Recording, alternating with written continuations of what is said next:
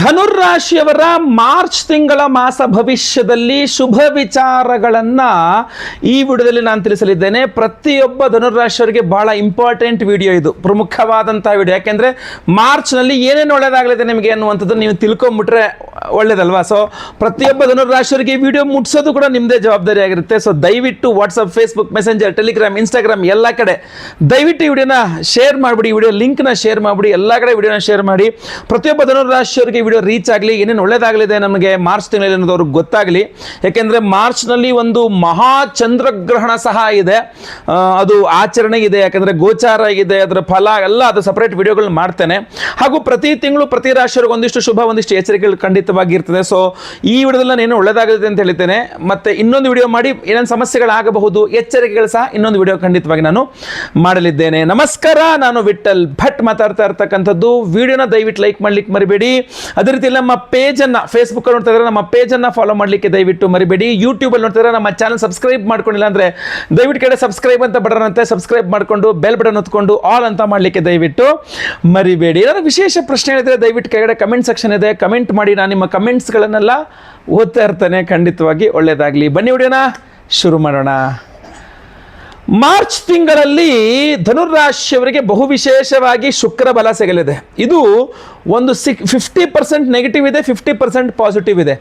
ಷಷ್ಠ್ಯಾಧಿಪತಿಯಾಗಿ ಚತುರ್ಥದಲ್ಲಿ ಪರಮೋಚ್ಚ ಸ್ಥಿತಿಯಲ್ಲಿ ಶುಕ್ರ ನೆಗೆಟಿವ್ ಆದರೆ ಅದನ್ನು ನಾನು ಎಚ್ಚರಿಕೆ ವಿಡಿಯೋದಲ್ಲಿ ಅದರ ಫಲಗಳನ್ನು ಹೇಳ್ತೇನೆ. ಲಾಭಾಧಿಪತಿಯಾಗಿ ಚತುರ್ಥದಲ್ಲಿ ಪರಮೋಚ್ಚ ಸ್ಥಿತಿಯಲ್ಲಿದ್ದು ಕರ್ಮಸ್ಥಾನವನ್ನು ನೋಡ್ತಾನೆ, ಅದರಿಂದ ಪಾಸಿಟಿವ್ ಕೂಡ ತುಂಬ ಜಾಸ್ತಿ ಇದೆ, 50% ಪಾಸಿಟಿವ್ ಇದೆ. ಏನೇನು ಪಾಸಿಟಿವ್ಗಳಾಗುತ್ತೆ, ಶುಕ್ರನ ಬಲದಿಂದ ಹಲವಾರು ಪಾಸಿಟಿವ್ಗಳನ್ನು ನೀವು ನೋಡಬಹುದಾಗಿರ್ತದೆ. ಅದರಲ್ಲಿ ಬಹುಮುಖ್ಯವಾಗಿ ನಾನು ನಿಮ್ಗೆ ತಿಳಿಸಲೇಬೇಕಾಗಿರ್ತಕ್ಕಂಥದ್ದು ಏನಪ್ಪ ಅಂದರೆ, ಲಾಭಾಧಿಪತಿಯಾಗಿ ಚತುರ್ಥದಲ್ಲಿದ್ದಾನೆ ಅಂತಂದಾಗ ಬಿಸ್ನೆಸ್ ಮಾಡ್ತಕ್ಕಂಥ ಧನುರಾಶಿಯವರಿಗೆ ಒಳ್ಳೆಯ ಲಾಭವಾಗುವಂಥ ಸಮಯ ಮಾರ್ಚ್ ತಿಂಗಳು. ಅದರಲ್ಲೂ ಮೊದಲೆರಡು ವಾರಗಳು ಸ್ವಲ್ಪ ಜಾಸ್ತಿ ಪ್ರಾಫಿಟನ್ನು ನೀವು ನೋಡಬಹುದಾಗಿರ್ತದೆ. ನಾನಾಗಿ ಹೇಳಿದೆ ಅಂತ ಸಾಲಗಳು ಮಾಡಿ ಇನ್ವೆಸ್ಟ್ ಮಾಡಿ ಅಂತ ನಾನು ಹೇಳಲ್ಲ.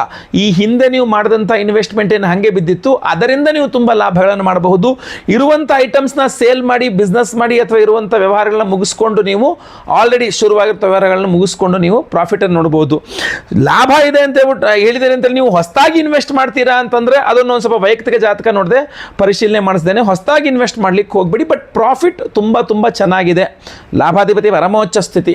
ಆಮೇಲೆ ಇನ್ನೂ ಬಹುಮುಖ್ಯವಾಗಿ ನಿಮ್ಗೆ ತಿಳಿಸ್ಬೇಕು ಅಂತಂದರೆ, ಚತುರ್ಥದಲ್ಲಿ ಪರಮೋಚ್ಚ ಸ್ಥಿತಿಯಲ್ಲಿ ಶುಕ್ರ ಕರ್ಮಸ್ಥಾನವನ್ನು ನೋಡ್ತಾ ಇರ್ತಾನೆ. ಆದ್ದರಿಂದ ಮಾತು ಪ್ರಧಾನವಾಗಿ ಉಳ್ಳಂತಹ ಏನು ವೃತ್ತಿಗಳನ್ನು ಮಾಡ್ತಾ ಇರ್ತಕ್ಕಂಥ ಧನುರಾಶಿಯವರಿದ್ದೀರಿ, ನಿಮಗೆ ತುಂಬ ಒಳ್ಳೆಯ ರೀತಿಯಲ್ಲಿ ಅನುಕೂಲವಾಗಿದೆ. ಇವಾಗ ಲಾಯರ್, ಲೆಕ್ಚರರು ಅಥವಾ ಬ್ರೋಕರ್ಸ್, ಬ್ರೋಕರೇಜ್ ಮಾಡ್ತಕ್ಕಂಥವ್ರು ಇರಬಹುದು. ಸೊ ನಿಮಗೆಲ್ಲ ಸ್ವಲ್ಪ ಮಾತು ಪ್ರಧಾನವಾಗಿರ್ತದೆ. ಸೊ ಅದರಿಂದ ತುಂಬ ಚೆನ್ನಾಗಿ ವೃತ್ತಿ ತುಂಬ ಚೆನ್ನಾಗಿ ಕೂಡಿ ಬರಲಿದೆ.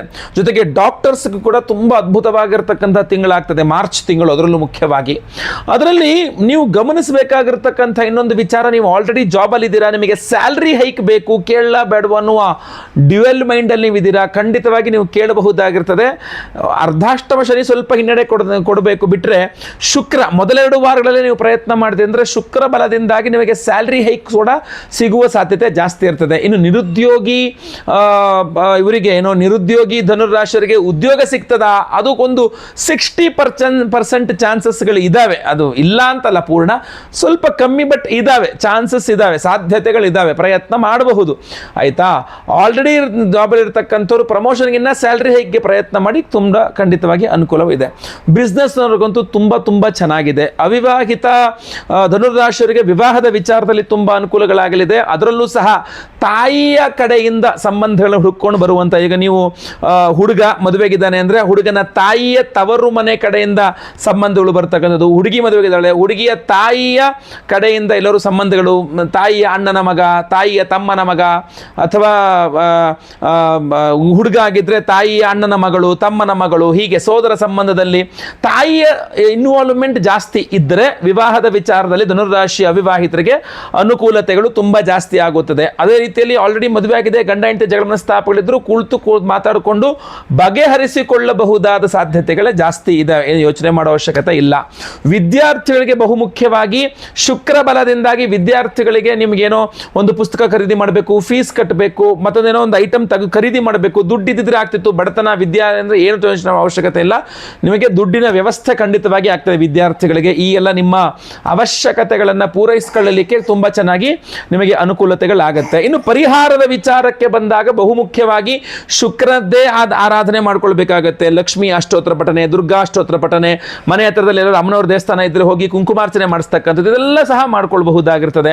ಇನ್ನು ವಿಶೇಷವಾಗಿ ನಾವು ಧನುರ್ರಾಶಿಯವರ ಎಲ್ಲ ಸಮಸ್ಯೆಗಳ ಪರಿಹಾರಕ್ಕೆ ನಾವು ಸಹ ವಿಶೇಷ ಪರಿಹಾರಗಳನ್ನು ಮಾಡ್ತಾ ಇದ್ದೇವೆ. 3ನೇ ತಾರೀಕು ಮಂಗಳವಾರ ಹುಣ್ಣಿಮೆಯ ದಿವಸ ಮಹಾಚಂದ್ರಗ್ರಹಣ ಸಂಭವಿಸ್ತಾ ಇದೆ. ಇದು ಭಾರತದಲ್ಲಿ ಕಾಣಿಸ್ತಾ ಇದೆ, ನಮಗೆಲ್ಲರಿಗೂ ಸಹ ಆಚರಣೆಯೂ ಸಹ ಇದೆ.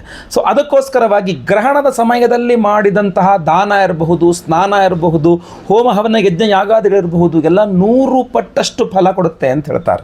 ಸೊ ಆದ್ದರಿಂದಾಗಿ ನಾನು ಅವತ್ತಿನ ದಿವಸ ಅಂದರೆ ಮಹಾಚಂದ್ರಗ್ರಹಣದ ದಿವಸವೇ ಚಂದ್ರಗ್ರಹಣದ ಸಮಯದಲ್ಲಿಯೇ ವಿಶೇಷವಾಗಿ ನಾವು ಮಹಾಚಂದ್ರಗ್ರಹಣ ಶಾಂತಿ ಹೋಮವನ್ನು ಮಾಡ್ತಾ ಇದ್ದೇವೆ.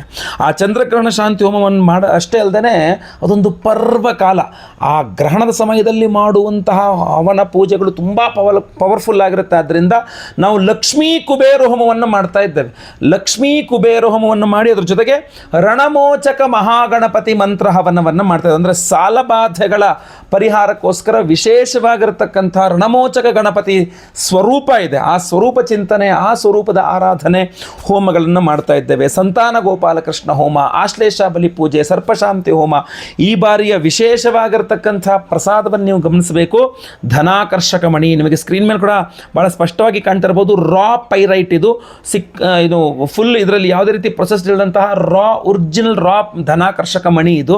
ಸೊ ಈ ಒಂದು ಮಣಿಯನ್ನು, ಈ ಒಂದು ಧನಾಕರ್ಷಕ ಮಣಿಯನ್ನು ಮಾರ್ಚ್ 3ನೇ ತಾರೀಕು ಮಹಾಚಂದ್ರಗ್ರಹಣದ ದಿವಸ ಚಂದ್ರಗ್ರಹಣದ ಸಮಯದಲ್ಲಿಯೇ ನಾವು ಲಕ್ಷ್ಮೀ ಕುಬೇರ ಹೋಮ, ರಣಬಾಧಾ ನಿವಾರಕ ಮಹಾಗಣಪತಿ ಹವನ, ಚಂದ್ರಗ್ರಹಣ ಶಾಂತಿ, ಆಶ್ಲೇಷ ಬಲಿ ಪೂಜೆ, ಸಂತಾನ ಗೋಪಾಲ ಕೃಷ್ಣ ಹೋಮ, ಗುರುಶಾಂತಿ ಶನಿಶಾಂತಿ ಸಹಿತ ಮಹಾನವಗ್ರಹ ಶಾಂತಿ ಹೋಮಗಳು, ಸರ್ಪಶಾಂತಿ ಹೋಮ ಆಗಿ ವಿಶೇಷವಾದಂಥ ಹೋಮಗಳು ಇದನ್ನು ಎನರ್ಜೈಸ್ ಮಾಡಿ ನಿಮಗೆ ಕಳಿಸ್ಕೊಡ್ತಾ ಇದ್ದೇವೆ.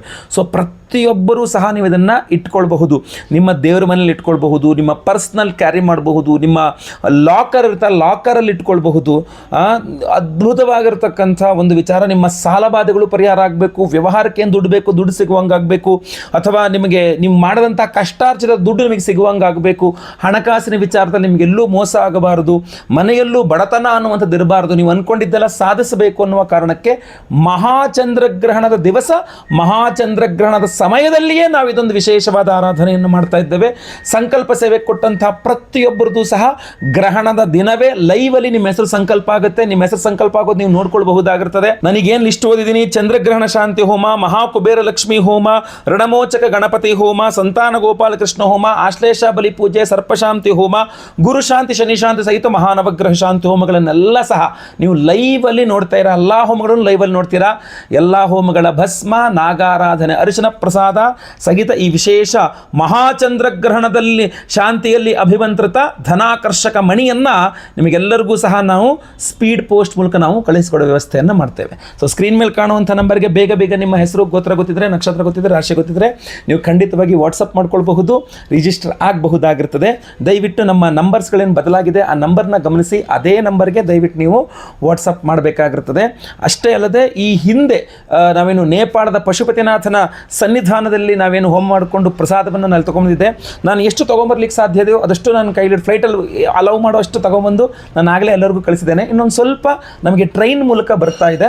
ಆ ಒಂದು ಪ್ರಸಾದ ಬಂದ ತಕ್ಷಣ ನಾವಿಲ್ಲಿಂದ ಸ್ಪೀಡ್ ಪೋಸ್ಟಲ್ಲಿ ನಾವು ಅದನ್ನು ಕಳಿಸ್ಕೊಡೋ ವ್ಯವಸ್ಥೆಯನ್ನು ಖಂಡಿತವಾಗಿ ಮಾಡ್ತೇವೆ. ಆಲ್ರೆಡಿ ನಿಮಗೆ ಪ್ರಸಾದ ರೀಚ್ ಆಗಿದೆ ಅಂದರೆ ಭಾಳ ಸಂತೋಷ, ಧಾರಣೆ ಮಾಡ್ಕೊಳ್ಳಿ. ಇನ್ನು ರೀಚ್ ಆಗದೆ ಇರತಕ್ಕಂಥವರಿಗೆ ಆದಷ್ಟು ಬೇಗ ಅದು ರೀಚ್ ಆಗಲಿದೆ. ಯಾಕಂದರೆ ನನ್ನ ಕೈಗೆ ಬಂದು ಸೇರಿದ ತಕ್ಷಣ ನಾನು ಅದನ್ನು ಕಳಿಸ್ಬೇಕಾಗ್ತದೆ. ಸೊ ಅದೊಂದು ಕಾರಣ. ಅದು ಥ್ರೂ ಪೋಸ್ಟ್, ಥ್ರೂ ಲ್ಯಾಂಡ್, ಅದೇನು ಟ್ರೈನಲ್ಲಿ ಬಸ್ಸಲ್ಲಿ ಅದು ಬರ್ತಾ ಇರೋದ್ರಿಂದ ಸ್ವಲ್ಪ ಅದು ತಡ ಆಗಿರ್ತದೆ. ಅದಕ್ಕೆ ನೀವು ಸಹಕರಿಸಬೇಕಾಗಿರ್ತದೆ. ಖಂಡಿತವಾಗಿ ಒಳ್ಳೆಯದಾಗಲಿ. ವಿಡಿಯೋ ಇಷ್ಟ ಆದರೆ ದಯವಿಟ್ಟು ಲೈಕ್ ಮಾಡಲಿಕ್ಕೆ ಮರಿಬೇಡಿ. ಪ್ರತಿಯೊಬ್ಬರಿಗೂ ವಿಡಿಯೋ ರೀಚ್ ಆಗಬೇಕು. ದಯವಿಟ್ಟು WhatsApp, Facebook, messenger, Telegram, Instagram ಎಲ್ಲ ಕಡೆ ಸಾಮಾಜಿಕ ಜಾಲತಾಣಗಳಲ್ಲಿ ಈ ವಿಡಿಯೋನ ಶೇರ್ ಮಾಡಲಿಕ್ಕೆ ಮರಿಬೇಡಿ. ಫೇಸ್ಬುಕ್ಕಲ್ಲಿ ನಮ್ಮ ಪೇಜನ್ನು ಫಾಲೋ ಮಾಡಲಿಕ್ಕೆ ಮರಿಬೇಡಿ. ವಿಶೇಷ ಪ್ರಶ್ನೆಗಳಿದ್ದರೆ ಕಮೆಂಟ್ ಮಾಡಿ.